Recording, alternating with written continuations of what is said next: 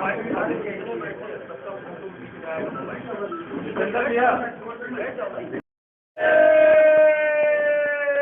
बीच में हार्दिक स्वागत अभिनंदन करें बाबा की।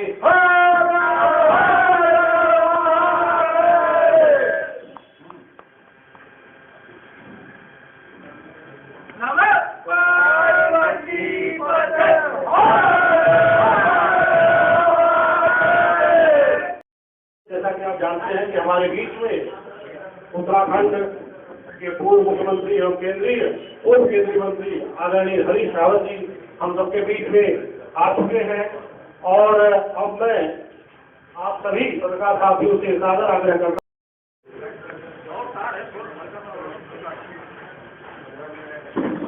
पत्रकार दोस्तों, मैं आप सबको प्रणाम करता हूँ और उत्तराखंड की ओर से आपके माध्यम से काशी और बनारस के सभी लोगों को ढेर सारी शुभकामनाएं। उत्तराखंड के लोगों की तरफ से विशेष तौर पर गंगोत्री और यमुनोत्री, आप सब जानते हैं गंगा जी का मायका भी उत्तराखंड में है और यमुना जी का मायका भी उत्तराखंड में, तो वहाँ के लोगों की तरफ से उत्तर प्रदेश के लोगों से और विशेष तौर पर इलाहाबाद, बनारस, यहाँ के सभी भाई बहनों से ये अनुरोध करने आया हूँ कि उत्तराखंड में उनके छोटे भाई ने तो भाजपा को टाटा बाय बाय कर कह दिया, इनको उत्तराखंड से खदेड़ बाहर करो और अब बड़े भाई की बारी है और हम लोग दिल से चाहते हैं कि उत्तर प्रदेश की राजनीति का स्वरूप बदले। जो युद्ध काल में भागते हैं, इतिहास उनको याद नहीं रखता है। इतिहास उनको याद रखता है जो चुनौती के समय में शस्त्र लेकर के खड़े होते हैं। ये लोग आगे आएंगे। कमलापति जी हमारे उस समय भी पूज्य थे, आज भी पूज्य हैं, आने वाले समय में भी पूज्य रहेंगे। कमलापति के परिवार के इतिहास को याद रखने का काम कोई करेगा तो कांग्रेस करेगी। जहां वो चले गए हैं या जहां जाएंगे वो नहीं करेंगे। हम एक विकल्प हैं, हम 401 हमने बनारस में उतारे हैं। दो की लड़ाई के अलावा आप बता दीजिए।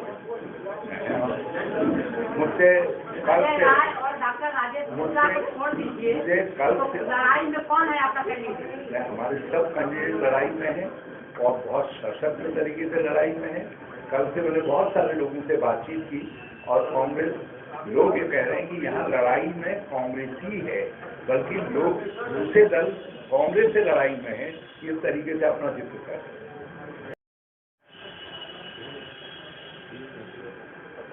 यहाँ की राजनीति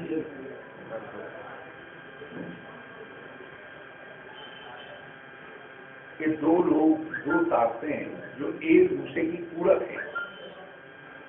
विरोध तो बताती हैं लेकिन पूरक है। एक को ताकत मिलती है तो दूसरे को भी ताकत मिलती है। खास तौर पर ये जो चल रहा है कि एक बार तुम एक बार हम, अब इसमें एक बदलाव आना चाहिए। और उत्तर प्रदेश कांग्रेस ने जिसने शानदार ढंग से कोरोना काल में लोगों की मदद की और लोगों के साथ खड़े हुए,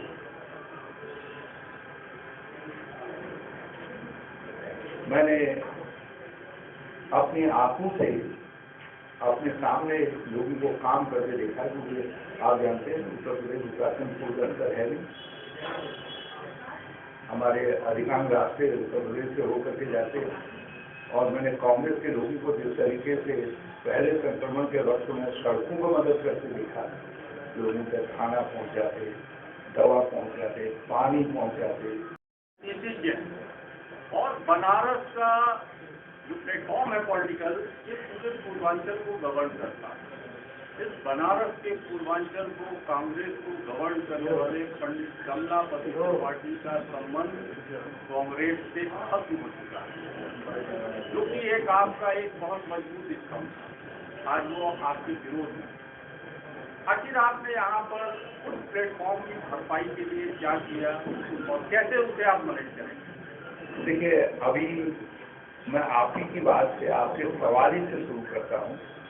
आपने पंडित कमलापति त्रिपाठी जी और कांग्रेस के संबंध से अपना प्रश्न शुरू किया। हमें दुख है, मगर कमलापति जी के परिवार का व्यक्ति, उनके नाम पर राजनीति करने वाला व्यक्ति उस समय मोर्चे से हट जाए जिस समय कांग्रेस लोकतंत्र बचाने और संवैधानिक लोकतंत्र और सामाजिक न्याय को बचाने की लड़ाई लड़ रही है, तो फिर आप ही तय करके बताइए, क्या उन्होंने बनारस के डीएनए और कमलापति जी के डीएनए के साथ न्याय किया है?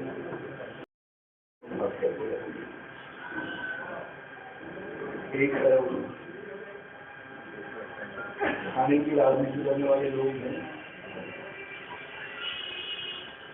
पुलिस राज के बल पर काम करने वाले लोग हैं, पैसा बनाने वाले लोग हैं, और कुछ चिन्हित लोगों के लिए काम करने वाले लोग हैं। तो दूसरी तरफ भाजपा है, जिसने इन वर्षों के अंदर जब उत्तर प्रदेश में इतना उनको बड़ा बहुमत दिया, इतना साथ दिया, उसने उत्तर प्रदेश को ठगाई भी अच्छा लगा। मैं एक उदाहरण बताना चाहता हूँ, क्योंकि लीडरशिप कैसी दी गई उसका एक उदाहरण है, टेस्टिमनी है। कोरोना काल में चाहे पहला संक्रमण हो या दूसरा संक्रमण, दोनों वक्त में भाजपा की राज्य सरकार बुरी तरीके से लीडरशिप देने में और लोगों की जिंदगी को बचाने में असफल हुई। पहले संक्रमण के वक्त हजारों की संख्या में हमारे भाई बहन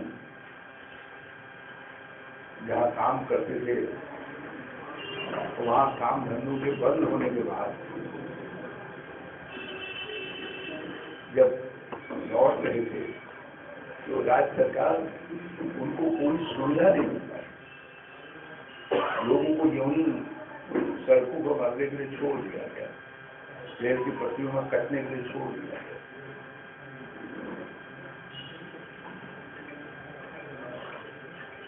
और दूसरी तरफ जब दूसरा संक्रमण हुआ, तो दूसरे संक्रमण के वक्त उत्तर प्रदेश में एक बार तो ऐसी स्थिति आई कि लोगों के जलाने के लिए लकड़ियां नहीं मिली, तो सामूहिक दाह सकता है। और इस प्रकार से लोगों को बेड नहीं मिला, ऑक्सीजन नहीं मिला, दवा नहीं मिली, डॉक्टर नहीं मिला।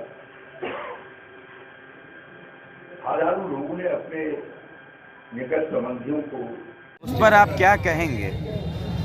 भाजपा के राज में घोटाले ही घोटाले हैं। अभी तो आप देखते जाइए, 2024 आते आते तक इनके कई ज्यों ये कमज़ोर हो रहे हैं, लोगों को लग रहा है कि 2024 में इनकी विदाई होने जा रही है। तो जो लोग डर से दबे हुए थे, वो अब सामने आकर के उन घोटालों का पर्दाफाश कर रहे हैं। और हम चाहते हैं हमारे देश का जो जागृत मीडिया है, इंडिपेंडेंट मीडिया है, वो साहस बटोरे और वो आगे आए इन घोटालों के पर्दाफाश को लीड करने का काम करे। महाराष्ट्र में आपके सहयोगी हैं नवाब मलिक, उनको गिरफ्तार कर लिया गया ईडी द्वारा, क्या कहेंगे इस पर? हमें आश्चर्य नहीं हुआ, क्योंकि जहाँ कहीं भाजपा कमज़ोर पड़ती है तो उनके 3 सहायक हैं, ईडी, सीबीआई और इनकम टैक्स, तो वो उनका सहारा लेते ही लेते हैं। जहाँ विपक्ष मजबूत है, विपक्ष को कमज़ोर करने के लिए जिन हथियारों का इस्तेमाल करते ही करते हैं, तो चुनाव में